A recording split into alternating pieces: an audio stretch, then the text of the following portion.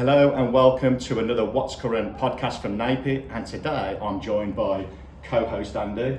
Seems weird saying co-host, but you are my co-host now. And also the lovely Sam Lawler's joined us to have a chat about lots of different things I think we'll talk about today. So thanks for joining us, Sam. Yeah, pleased to be here. Good. Okay, so I'll start it off then. So Sam, tell us about your background and journey in the electrical industry.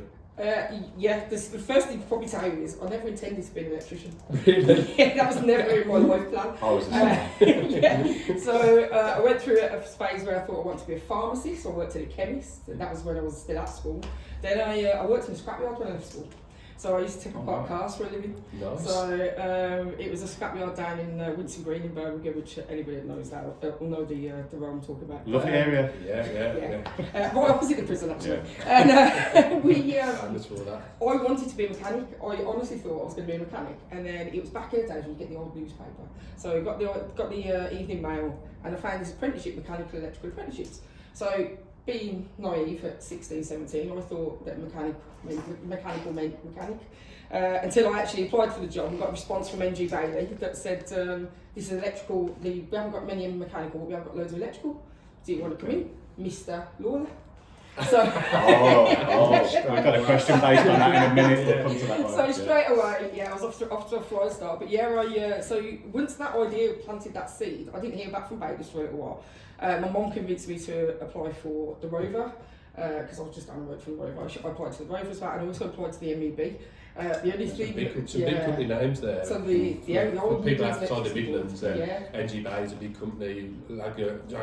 Land Rover was a big company as well down in Longbridge. Yeah, we had some good opportunities where I lived, to be fair. And I think my parents realised I was never going to sit in an office. No. So they were quite keen to push me to do an apprenticeship. The only reason I did take the job at the MEB, I got terrified when I had to climb the tower. Okay. Did some dangerous work, don't they? Oh yeah, they did a lot of dangerous work. So I ended up taking the job with Andrew Bailey, who I don't think even realised I was female until I actually turned up to the aptitude test. And they're all kind of looking at each other, and you can see them looking at each other, looking at me, and I'm like, oh, am I in the right building? Have I got the wrong place? But no, I took an apprenticeship with them, and at 18 years old started working on building sites, which was, it was a shock to the system to start with. But in all fairness, I really enjoyed my apprenticeship. I've got to say, NG Bailey just, and they still probably do to this day, they still have a very good, robust apprenticeship scheme. But back then, we had two groups, so I think it was 14 to 16 of us in each group. It's a big apprentices. Apprentices. But they weren't just Birmingham, it was Birmingham, Bristol and Reading were all sort of put together, so we were split across these two groups. Some of the guys, I'm still friends with them today, some of them have even gone into teaching with me as well, which has been quite good. But I think I had a really good apprenticeship, in fairness. What sort of works was you doing? We were doing commercial, industrial mainly. So, big stuff, Bailey's, weren't they? They were big players. My first job was a student union in Coventry. I remember getting on the train and my shiny toolbox, it was so heavy, I had to take all the tools out, put them in a backpack and just carry the toolbox. Yeah. it was a student union, and it was a weird building because they'd got this idea of it being like, the film Alien. One of the corridors was literally these alien pods, and I was out of my depth. I was like, what on earth is this place? I've never seen anything like this. That's when I learned the term Brummie screwdriver. Yeah. So when my foreman at the time couldn't find the downlights that were in the plastered ceiling, asked for the Brummie screwdriver, so I'm standing there looking for a screwdriver. All the pranks. Somebody hands in a hammer and you start smashing the ceiling. I was like, one of a turn. Best tool the hammer is, isn't it? Oh, it is, absolutely. The persuader. I learned it was called later on. And I'm just going to say, for the purposes of the people listening on the podcast or watching, you have got 3 Brummies there. So good luck in the translation on that one. Having a chat on a podcast. What could possibly go wrong? Brilliant though, isn't it? Yeah. I'll go more Brummie as we get into this, I reckon. That's probably my influence, I'm terrible. Just going back to that on Bailey's, Sam, I remember, because I did my apprenticeship with a firm called Hall Electrical, and very good apprenticeship, really good experience, worked with some great electricians and fellow apprentices, but I always remember Bailey's sort of being the gold standard, because if I remember rightly what they did a few years ago, they were getting a little bit tired of other training providers and colleges, let's say, that were doing not such a good job, and they set up their own training school, didn't they? And it was, as you went into Brum, it was just under the motorway, the flyover, wasn't it? That was the place. It's now Matthew Bolton College, because now 6 the college they built. But yeah, that was Etna House. That's where I did all my training. They had a big structure outside, so that we could practice our conduit and our trunking in this big structure, and we didn't have to worry about causing damage or whatever. But we did all of our practical training in the training school. They wouldn't let us do it at college, because as far as they were concerned, we went to college for the theory, we went to training school for the practical, and then all the science. It's a really good way of doing it, really. It's a good model, isn't it? Really good that.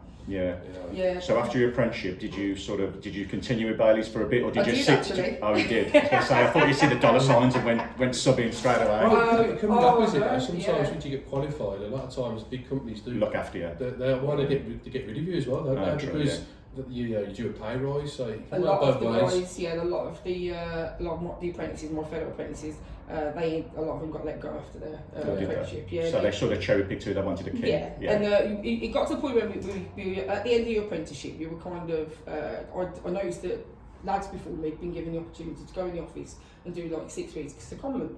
So what they used to do is let you bounce around each of the departments, engineering, design, buying, estimating, to see what you like to do. So I had a bit of a stand-up race to get my opportunity in the office, because one of the electricians, I should say foreman, he was a project manager at the time, told me I'd never make anything more than an electrician, and I need to get back out there on the tools where I belong. So supportive. So supportive. So that was it. You see the red mist, don't you? You're like, right, I'm going to prove this person wrong. I'm absolutely going to prove them wrong. So I did do my little secondment in the office. I did a bit of design, estimating, buying. And at the time, there were 3 chaps that were about to retire out of estimating. And I kind of got sucked into sort of being there for about 18 months. 18 was coming up to 2 years, and I was like, hold on a minute, I could see what's happening, because the one guy retired, then the other guy was obviously gearing up to retire, and I was like, I was getting itchy feet at that point. I was like, if I stay here, I'm going to be an estimator for the rest of my life. Nothing wrong with an estimator, but I kind of done my stint, and I was like, no, I think I want to do something different now. So I applied to JTL to be an assessor. So I always, when I was at college, I remember having a chat with Ian Brown, my college tutor. I remember having a chat with him, and him saying that teaching was one of the best things he'd ever done after he came off the tools. And I was like, I can look after apprentices. So I can see that, and also I really wanted to encourage other women into the industry. And it's I've been in the industry 28 years now, and I look back, and still now, I'm amazed if I see a woman on site. And there's not enough, is there? There's not enough. And it's sad really, because I know being an electrician, it's not. It can be physically demanding if you're chopping walls out and stuff all day, but there's loads of tools for that now. We don't have to be doing that much. True, physical aspect's a lot easier. The physical aspect is a lot easier now. And I think we've. It's a trade that everybody should be open to everybody anyway. So when I went into JTL, they were brilliant because they gave me all the training. So I did all my SSS training and all my health and safety stuff, and then learned how to put portfolios together. What I didn't realise was I wouldn't really be doing the teaching, I'd be doing the managing. The on-site stuff. That's it, you do the training, you do the assessing, you do the on-site stuff. So I did spend a few years with them. Sorry, Sam. Now I think that was probably nice for you to get out the office, back onto sites and seeing what's going on and the changes. I mean, the estimating must have given you a good insight into design and estimating, so you see those jobs from a bigger picture, especially some of the jobs Bailey's must have been doing. They were massive jobs. I mean, I worked on the very first Hutchinson 3G. Do you remember 3G was a thing? That first 50. It was a Hutchinson 3G centre in Wednesbury. Wow. It was massive. I've never seen anything like it. There was servers everywhere, and I was doing a bit of engineering at that point, and they allowed me to design where all the containment was going for all the armours and from the transformers. Really interesting stuff as well. I was working out ladder rack systems from the generator to the transformers to the UPS systems. And like working out, what's going to go where, what can't cross what, how we're going to slot these panels. There was like 1 MV generator for each phase outside as well, because they absolutely could not lose power. It was if we lose power, somebody's going to sort of pay for this kind of thing. So that was a pretty. So that would have enhanced your technical knowledge no end. So then when you bring that into the assessing and training world, tell us a little bit about how that journey continued. Absolutely loved that. So I think one of the things that might have shocked my apprentices was if you go out on site and they're trying to bend a piece of conduit or something, And then they look at me like I didn't know how to bend a piece of concrete. I'll be like, okay, do you want me to show you how to do it? I can, I'll show you how to do it. And that's when I realised that I think I wanted to do a bit more the practical training. Teaching side. Yeah. Whenever I turned up on site, they thought it was health and safety. I've got the hat on. And honestly, people scatter because they think, oh, she's dressed for work and she's got a hard hat on and a high vis. Health and safety. Put the fear of God into it. Everyone starts tying up the side, don't they? Behaving themselves. Yeah. So because for the first part of my apprenticeship, they actually didn't know what to do with me, so I ended up doing quite a lot of inspection and testing.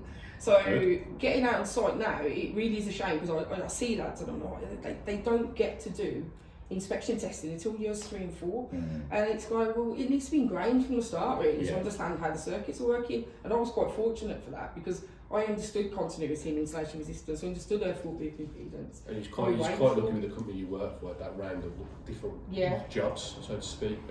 Sometimes if you work in a domestic setting, you're not going to get one tune, or vice versa. If you're just doing factories, you don't put something in an earth in. So it sounds like you had a good round of apprenticeship. It serves you well. Mine was the same. We did commercial industrial, and I dropped into domestic later in life when I went self-employed. So it was a weird world to me. Suddenly you're bashing walls and hitting your thumb every 5 minutes, and twin inertia life. And like, I want to go back to ladder rack and big cables and generators. And I've got a corridor. I've got days of what's contaminating. So JTL, how long were you there for? I was at JTL for about 4 years. Oh, did a good stint there. Yeah, did a good stint there. Learned what I needed to do. And then I was approached by a company, a private training provider in Birmingham, called OLCI. Unfortunately, they went into liquidation in 2014. But I was approached by a guy, and he literally phoned me up just out of the blue. I don't even know how he got in touch with me, and just said, "Oh, would you be interested in coming and having a look at our training centre?" And I was like, oh yeah, go along for a chat. I went along for a chat and I felt like he was trying to sell the centre to me, and I was like, this is quite nice, I quite like this idea. Yeah, it's yours. Yeah, basically, and that's where I met a guy called Richard Walgrove. He was similarly the one person that taught me how to teach people and how to teach people patiently. Because I think that's the key, isn't it? Yeah. I think I was a bit sort of headstrong at that age. I mean, I was only just turned 30 at that point.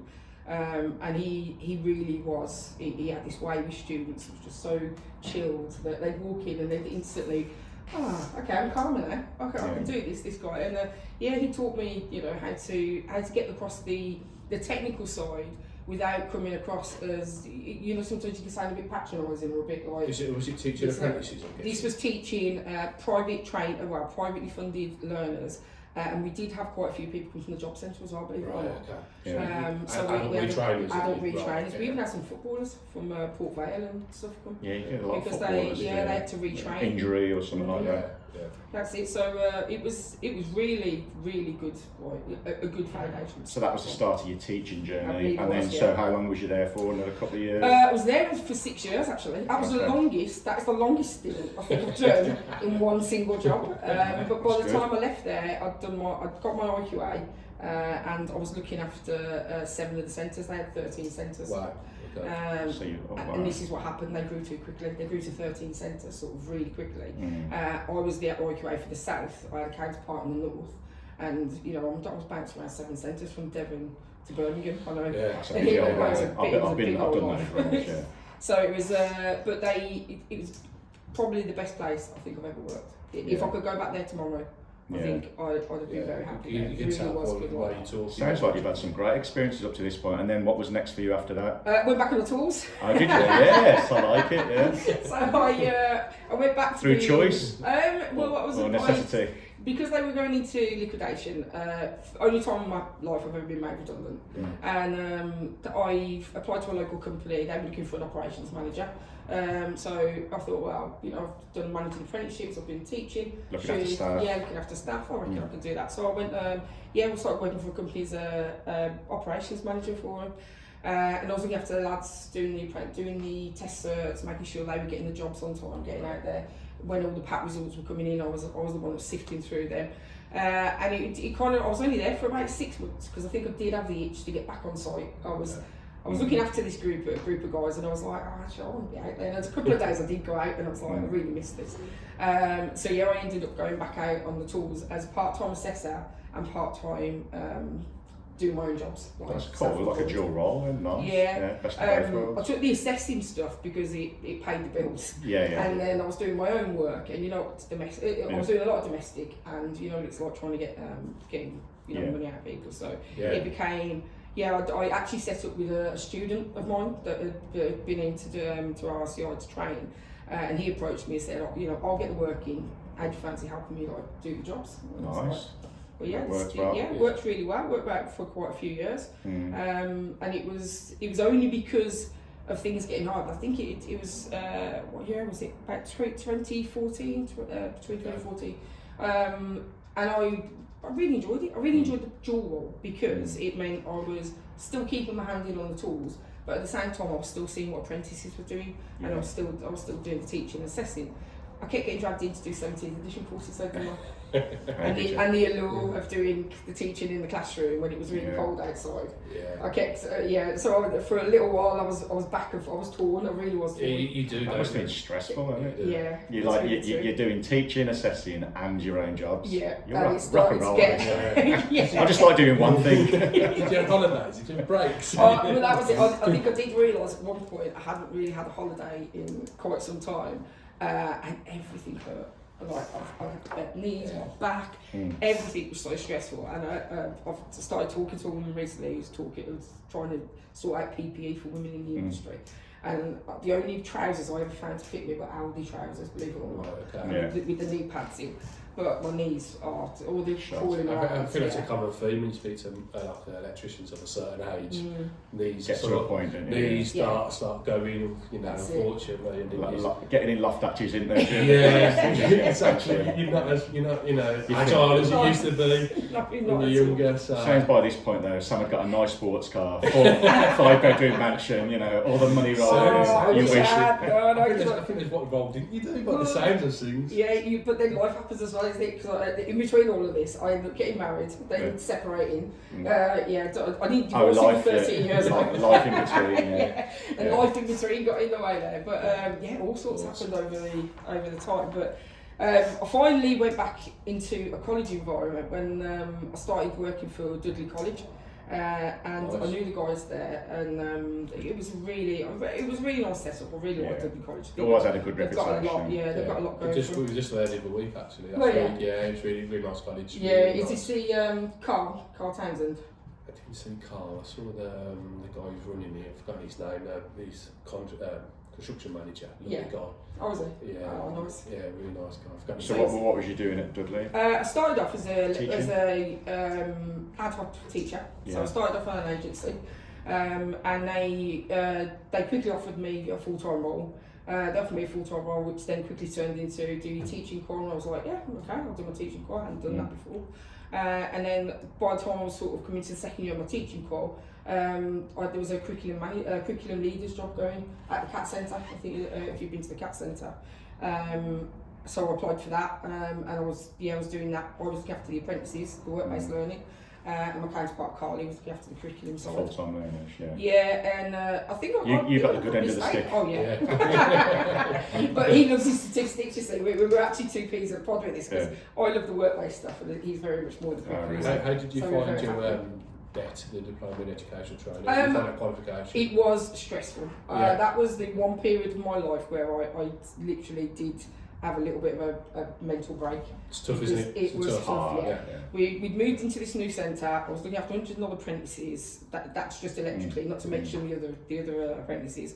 And it was, the debt was hard. There were so many assignments. There was all this stuff to do.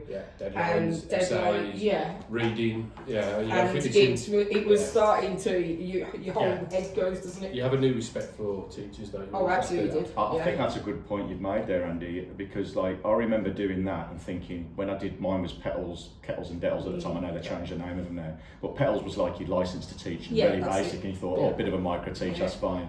But when I got to that level 5 stuff, I was like, and as electricians, we're bright because we've got to be technical, but we're not academic, are we? And I think I really struggled with the level of writing. I remember handing my first essay in, and the teacher gave me back, it's like red pen all over it. I'm like, felt quite wounded about it. But I've got more respect, like you just said, for anyone that puts themselves through that, especially later in life.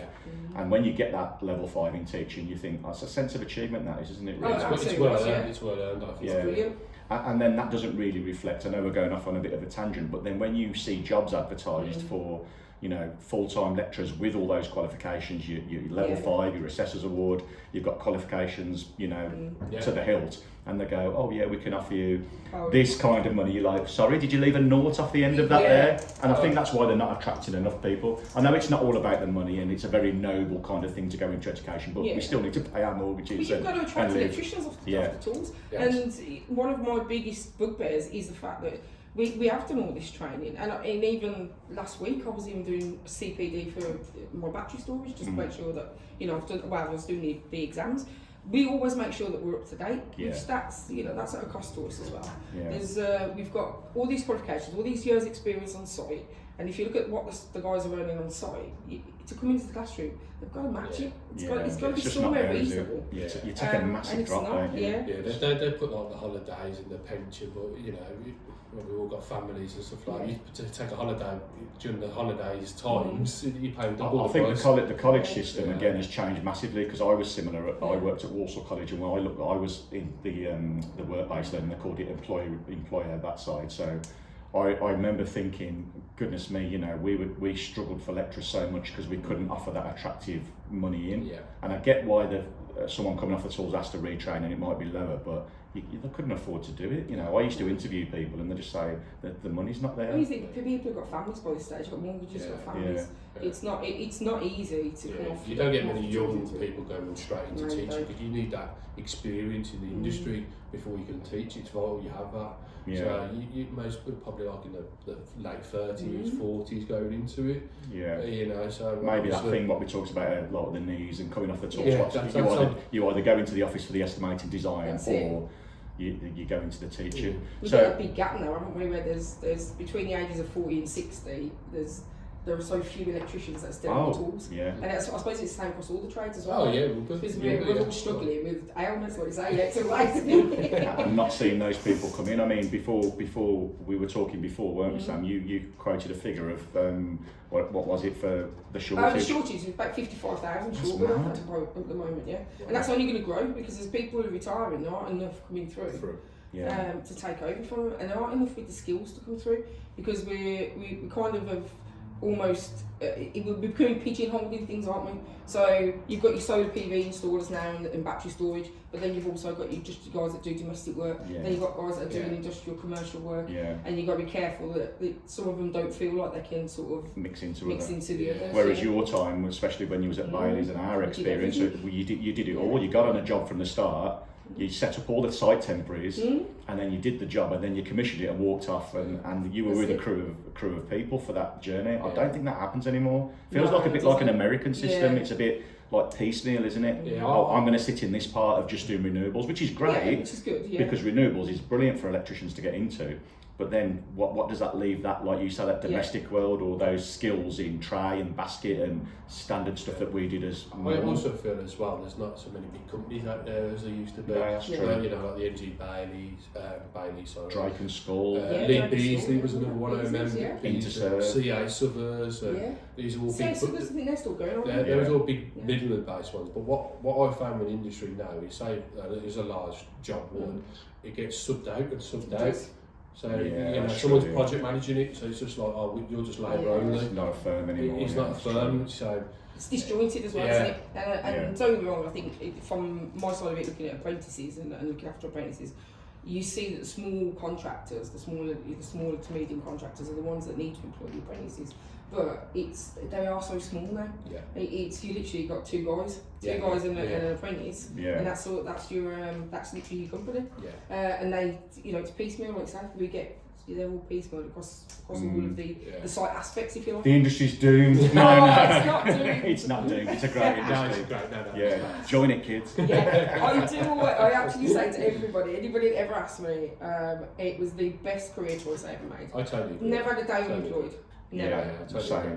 So we ended up having a fantastic conversation with Sam about her journey in the electrical industry. So we decided to do it in 2 parts. That's the end of part 1. Look out for part 2 in 2 weeks' time.